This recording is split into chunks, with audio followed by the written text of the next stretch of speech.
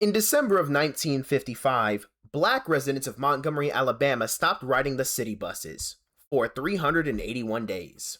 The buses that depended on their fares nearly went bankrupt. The city then caved. Segregation on Montgomery's public transit ended.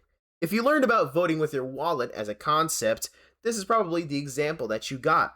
Proof that consumers, or well, in this case, non-consumers, can force institutional change just by redirecting their money. Here's the problem. What actually happened in Montgomery is almost nothing like what Vote with Your Wallet tells you to do. And the gap between those two things is the entire subject of the video.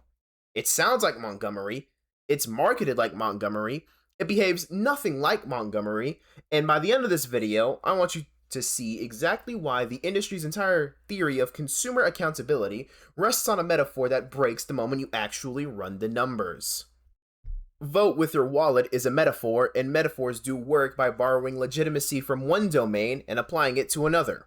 This one borrows from democratic voting, a system whose entire moral appeal rests on a specific property. One person, one vote. Equal form or power, regardless of wealth, status, or how much you care. Markets do not work that way. Markets run on $1, one vote. Nowhere is this more nakedly true in game monetization, because the games industry has actually done the specific math on this in public. It is called whale spending.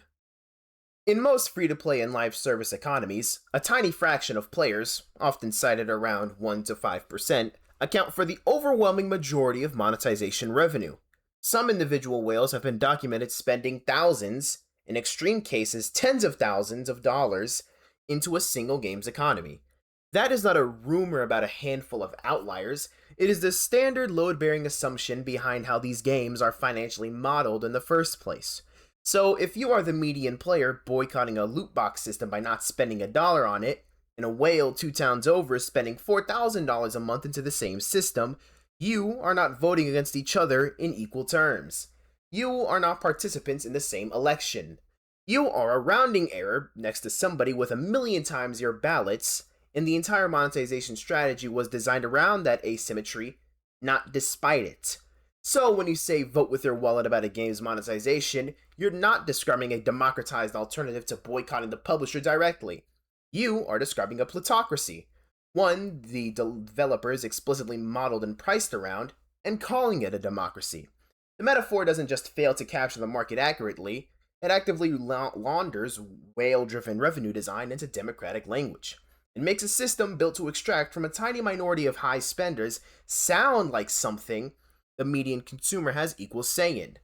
Economists have a more honest term for this, one that's been sitting in textbooks for decades without the misleading baggage: consumer sovereignty. Notice what is missing from that phrase. There is no claim of equality, or claim of one person, one vote, just an acknowledgement that aggregate consumer demand shapes what gets produced, weighted, transparently, by who has money. In games specifically, that means consumer sovereignty is really whale sovereignty. The design decisions get made for the top 1 to 5% because that is where the actual voting power sits. Of course, there is a real efficiency argument for dollar-weighted preference. One person, one vote can't distinguish between somebody who mildly prefers a policy and someone whose life depends on it. Dollars can encode intensity. I'll pay more for what I want most. It's part of the reason why markets are good at allocating resources efficiently. But that's an argument for market efficiency, not an argument for market legitimacy as a voting system.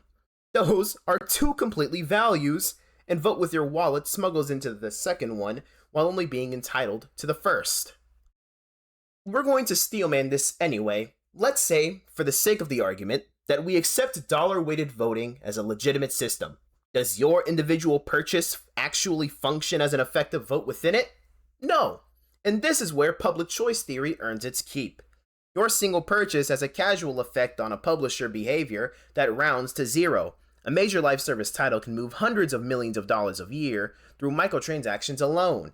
Your decision to not buy the battle pass, or to buy it anyway out of spite or convenience, is statistically invisible in that ledger. You bear 100% of the cost in your protest, You don't get the cosmetic, you fall behind friends who did buy it, maybe you sit out content other players are experiencing, and you receive approximately 0% of a benefit because your vote didn't move anything, and the whale 2 towns over just covered the shortfall anyway. This is a textbook collective action problem, structurally identical to voting in a national election.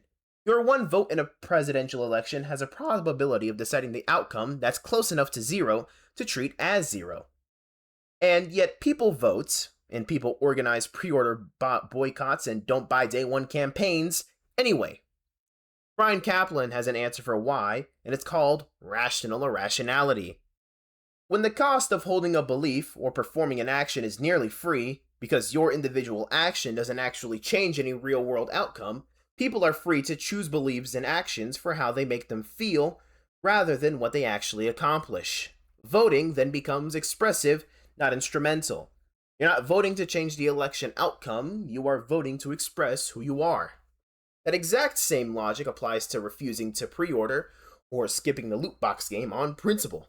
It doesn't meaningfully change the monetization team's revenue model, which is built and stress tested around whale behavior, not around the marginal median player's participation. But it costs you almost nothing to believe that your absentation mattered, because you'll never get direct feedback proving it didn't. So the boycott becomes expressive, a statement about what kind of player you are and the kind of industry you'd want to believe you're pushing back up against, dressed up in the language of instrumental impact. None of this means that the expressive value is irrational, by the way.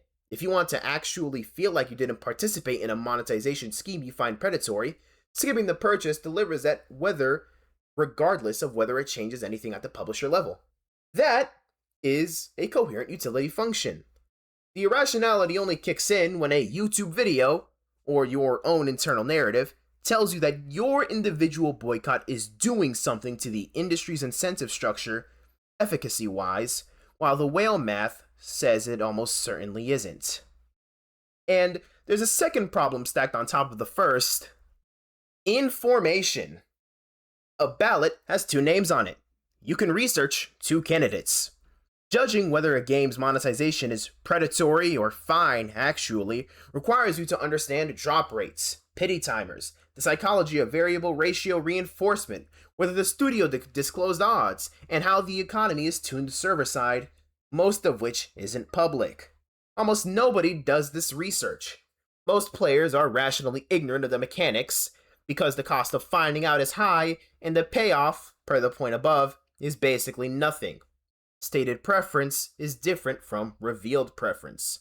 The vote usually gets cast on whatever the community's current outrage cycle or a single viral clip decided what the narrative was, which is not a neutral source of ballot information. This shows up as a real attitude behavior gap in the gaming audience. The same players who loudly declare, "I never buy a loot box" in comment sections are, in aggregate, the population that makes loot box economies some of the most profitable systems in the entire industry. People say they oppose predatory monetization, they oppose it at rates that don't remotely match what the revenue data shows about actual spending. That is exactly what you would predict if you predicted that the "I boycotted this" claim is cheap to make, because it doesn't have to be true to make you feel good and expensive to verify. And even if you personally do the research and understand the mechanics and boycott with total conviction, there is no mechanism ensuring that other players do at the same time for it to add up to anything. An election has a clearing mechanism, a threshold, a count, a defined moment where votes aggregate into an outcome. A community boycott of a game has no such thing. There is no ballot box for "don't pre-order." There is just diffuse, uncoordinated, individual behavior that may or may not ever cross a threshold that matters to a publisher whose spreadsheet was built around whale revenue anyway. If voting with your wallet works the way its advocates claimed, if individual consumers, through deliberate values-driven purchasing, could reliably and efficiently steer firm behavior toward good outcomes, that would mean something much bigger than boycotts work. It would mean that the market coordination's functions are being performed by conscious, intentional, aggregated human will. But that is not what a market is. We're going back to Hayek's knowledge problem. The entire theoretical case for a market over central planning is that markets don't require anyone to consciously coordinate. Nobody needs to sit in a room and vote on how much tin the world needs. Nobody needs to intend the right income. The price system aggregates dispersed, local, often tacit information, scarcity, preference, substitutability, without requiring any actor, consumer, or producer to understand or intend the aggregate result. That decentralization is exactly the mechanism's power. It is precisely why Hayek argued that markets outperformed planning. Planning requires someone to know and want the right thing. Markets do not. So, the term vote with your wallet is asking the market to do the one job that markets were specifically designed to make unnecessary: deliberate, intentional, preference aggregating decision making by a coordinated collective. If that project actively worked as advertised, you wouldn't have a market anymore. You would have distributed central planning run by consumers instead of a politburo, using purchase decisions instead of ballots. The reason why vote with your wallet doesn't work is the same reason live service monetization works at all from the publisher side. A/B testing drop rates, tuning battle pass value, pricing cosmetics. That whole apparatus exists because publishers aren't waiting for players to consciously vote on the right monetization scheme. They are reading revealed price sensitivity directly, at scale, in real time, exactly the way Hayek describes prices working. The moment you claim that consumer boycotts are steering that system through deliberate collective intent, you are claiming that the players are doing the coordinating that the pricing algorithm was built specifically made to make unnecessary. So we're going to put these three failures together and we get the full shape of the problem. Dollars aren't votes. They are wealth-weighted claims wearing a democratic mask. And even granting the metaphor, your individual vote is casually inert, and the behavior it produces is better explained as expressive than instrumental, and if the mechanism did work as claimed, that would contradict the actual theoretical reason markets function better than central planning in the first place. Which then brings us back to Montgomery. But notice that Montgomery does not fall into any of these traps, and that is exactly why it worked, and that is why it's the wrong model for vote with your wallet. It wasn't dollar weighted, it was close to unanimous participation across an entire community, which neutralized the wealth inequality problem by brute forcing near total compliance. It solved the collective action problem directly through church organized carpools and real social enforcement, rather than leaving it to diffuse individual choice. And it wasn't relying on the price mechanism to aggregate anything. It was an explicit, organized, centrally coordinated campaign that ran alongside a legal strategy and also violent retaliation. It didn't ask the market to do the politics, it did the markets, or my apologies, it did the politics and used economic pressure as one tool instead of that explicitly political project. That is the exception that actually proves the rule. When boycotts worked, it's usually because they've stopped behaving like diffuse consumer choice and started behaving like organized collective action. Which is to say, the closer a boycott actually gets to being a vote in the one person, one vote sense, the more likely it is to work. Vote with your wallet survives in game criticism because it's flattering. It tells you that the most passive act available to you, not buying a battle pass you weren't that interested anyway, is also a form of industry activism. It launders absenteeism into virtue, and it lets an entire genre of commentary treat don't pre-order as a strategy instead of a shrug. But the dollar was never a ballot. It doesn't count heads, it counts wealth, and in game economy specifically, it counts whale wealth, which the entire monetization model is already built around. It doesn't aggregate intentional player consensus, it aggregates price signals so precisely, or my apologies, precisely so that no developer has to guess what the top 1% of spenders will tolerate. And on the rare occasions where player pressure actually does change a game, buses in Korea, a redesigned economy, a pulled feature, a public apology patch, apologies. It's because somebody did the hard, coordinated, explicitly organized work of sustained backlash, media coverage, and reputational pressure that lets that vote with your wallet believes that you can skip by just not buying the skin.